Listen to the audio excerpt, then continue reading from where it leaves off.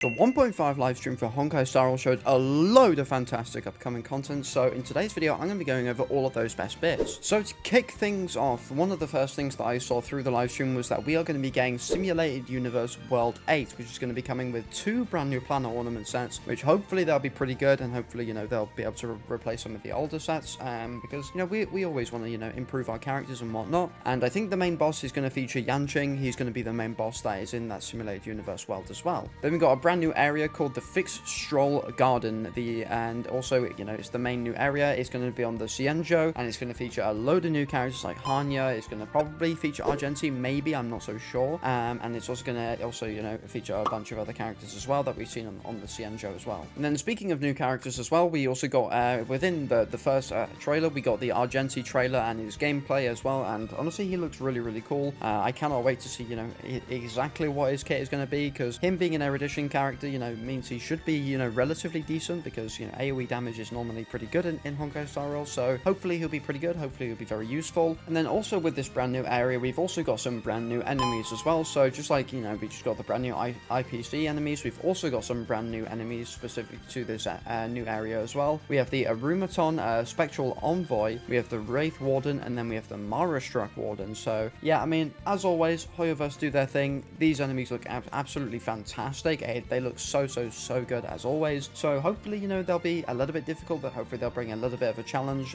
Kind of doubt it, but it's always good to see different enemies in the game. And then also, just like in every Honkai Star Rails and hoyoverse version live stream, we have got 3 new redemption codes that you can redeem right now, which I'll put on screen right now. And these are also the rewards that you can get for all of these. You can get up to 300 jades and then a bunch of other different things as well, mainly just resources to level up your characters and whatnot. So yeah, which is always fantastic. And then also within this brand new area that we're going to be getting a brand new story and another Trailblaze continuance, which is going to be, I guess, spread across 5 chapters is what they said. And it's called the Foxian Tale of the Haunted. And what is really cool about this is once you're at the end of this, you can get a free 4-star abundance light cone as well as a bunch of other rewards like self-modeling resin, tracks of destiny, stellar jades, and a lot more. And what's pretty cool, at least from the understanding that I got from watching the live stream, is that we're going to be having an event within the story, which I think is pretty cool, where you'll be able to post social media threads whilst you're going through the whole new area and finding all of your new, I guess, haunted areas or whatever, because this is kind of seems what this area is all about. So hopefully that should also be able to give us some really good rewards as well. And yes, all seems pretty good so far. And then we got some more trailers and gameplay for a bunch of other brand new characters, like I think her name is Huohuo or Huahua. I honestly do not know how to say her name, but we got some gameplay as well for her, as well as Hanya. So let's start off with the 5-star Wind Abundance character, and she's going to be a healer, obviously, because she's off the path of abundance. And by the way, she looks pretty cool. I think with her ultimate being able to generate energy for your party, I think is really cool. It's going to be really helpful. I think she could have some potential really good synergy with the recently released Jingliu, because if you can use the healer plus also Tingyan, then you have 2 ways of generating energy for your whole team. So yeah, I think with those 2 alongside Jingliu, I think you could just potentially maybe spam her ultimate really efficiently and just be able to go like crazy and just keep your spectral transmigration, if that's what it's called, I cannot remember. Then you can keep that stay up for as long as you possibly can, and then honestly you'll be set to go. And then we have Hanya, and we found out that Hanya is also obviously going to be a Harmony character, which we already knew, and she is going to be probably a pretty good supporting character, but only a supporting character that's probably good for 1 person, which is is always fine. It doesn't really matter, because she's going to be similar to Tingyan in the ways of only being able to buff 1 party member, but that's kind of all you need. But yeah, the buffs that she's going to apply are going to be things like speed increases, attack increases, and also skill point generation as well, which is going to be fantastic. As for I guess for teams like your Dan Hung and Bible to Lune teams, all those kinds of hyper carry teams that spam skill points, like with your Zila teams as well, I think having someone like Hanya would be absolutely perfect for those teams potentially, as being able to make them faster and allow them to generate skill points as well is going to be really handy. And then also with this new area, alongside the Stagnant Shadow, we're going to be getting 2 new sets of Cavern of Corrosion relics. Now I believe these to be follow-up attack damage gear sets, as well as damage over time gear sets, as well as what I've seen on Twitter apparently is what these are going to be. So yeah, I'm not gonna lie, a lot of you Kafka mains, Topaz mains out there are going to be living life, hopefully, assuming these sets are actually going to be really really good, because something that can actually, properly scale with damage over time and follow-up attack damage is going to be really handy, and should be able to, make a lot of these other characters who have, I guess, kind of fallen off a little bit to be brought right back up into the, I guess, the meta, if you want to call it that. So yeah, those should be really good. So yeah, make sure if you have saved any of your fuel, then yeah, make sure you keep saving them, because yeah, you've got a lot of farming to do potentially. And then we also have a brand new event as well, another one which will be coming probably later on in the 1.5 update, which is going to be the Stellar Shadow Seeker, which is basically an event where I think you just have to go around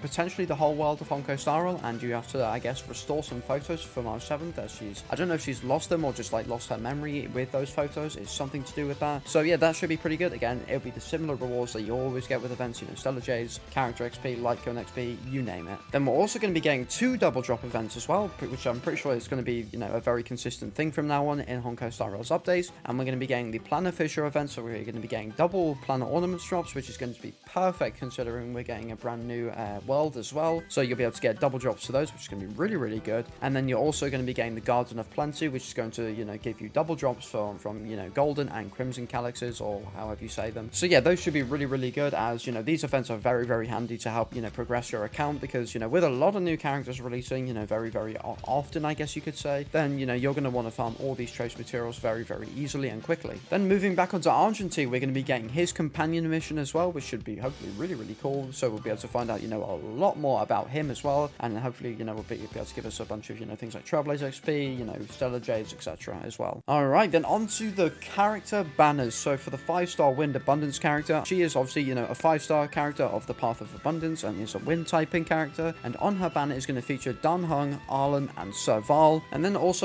for part 2, it will be Argentine's banner, who is going to be featuring characters of the 4-star rarity of Hanya, Lynx, and Asta. And then just like in the previous update of 1.4, we did get the Zila rerun, but also alongside Argentine's banner, we're going to be getting a Silver Wolf rerun banner. And then of course, you'll also get all of the Litecoin banners for all these characters as well. They're probably never worth it for any free-to-play player, unless if you've kind of got your team set up and you want some good Litecoins, then I'd say go ahead, but probably for most people, probably not. And then I guess finally, we got some, niche things. We got, new voice lines for when you send your characters, or you put them into teams as well. We got the guest book, so you can see which people have visited the Express, like characters that, that you meet along your journey as well. And you'll be able to see all of, the different sort of, I guess, sets of voice lines that you've been able to have and interacted with them as well. And then we got some other, quality of life changes as well with the Forgotten Hall update, which is going to be able to allow you to re-challenge a stage, and also your teams will be remembered in every, stage of the Forgotten Hall once you clear them as well. And then finally, as always, hoyoverse do us an absolute solid and give us a free multi just through 7 days of login. This will last for way more than 7 days, so there's no stress about logging in for 7 days in a row. You can just do it whenever you want. It doesn't really matter too much, but yeah, a free multi is always greatly appreciated. It's always so good. So there you have it. That is it for everything that was in the 1.5 live stream. Yeah, that is it for today's video. Make sure you like and subscribe. Let me know down in the comments what you think of this new update, whether you like it or not, and I will see you in the next video. Peace!